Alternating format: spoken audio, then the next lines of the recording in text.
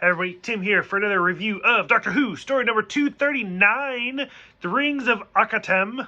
I hope I'm saying that right. I don't even know. I loved it. I thought this was so good. So, like I've said before, I love the Pawns. I loved Amy. I love Rory. I'm going to bring them up over and over again. But when Clara first appeared, even in that first story where it's Amy and Clara, but you never actually see Clara, like for real. She's always just in the Dalek. And I'm like, I don't know about this. And then we see her again in the past and she dies again. And I'm like, I don't know. But this is the first episode where I bought Clara. Like, I actually liked her. I thought she was really good. The whole story was fantastic. I think this is the first time they actually say the word, like, the impossible girl. So I think that's important. So basically, Clara and the Doctor go to this planet. It's basically a giant flea market. Like, people are just bartering and trading and selling and stuff like that.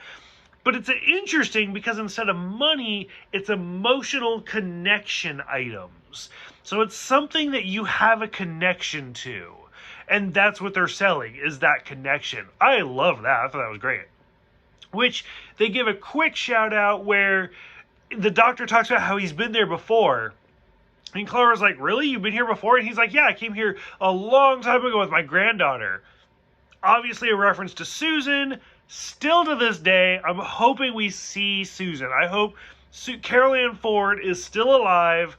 I'm hoping Susan makes an appearance. So anyways, that's all amazing, and I loved that whole part.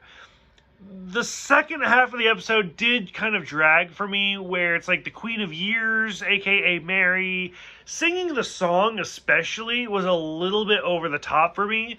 But once they like got to that other little asteroid, the vampire monster was actually fantastic.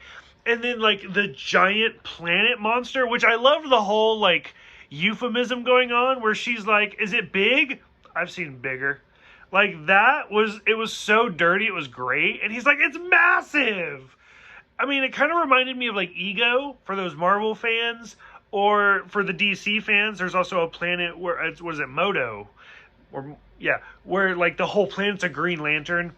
So, I mean, living planets is not a new concept, but it was great. It was really, really well done, and I just had a lot of fun. This is the first episode where I finally bought Clara as a companion. So, curious what other people think. Thank you guys for watching. Thank you for subscribing. I'll see you guys next time for Cold War.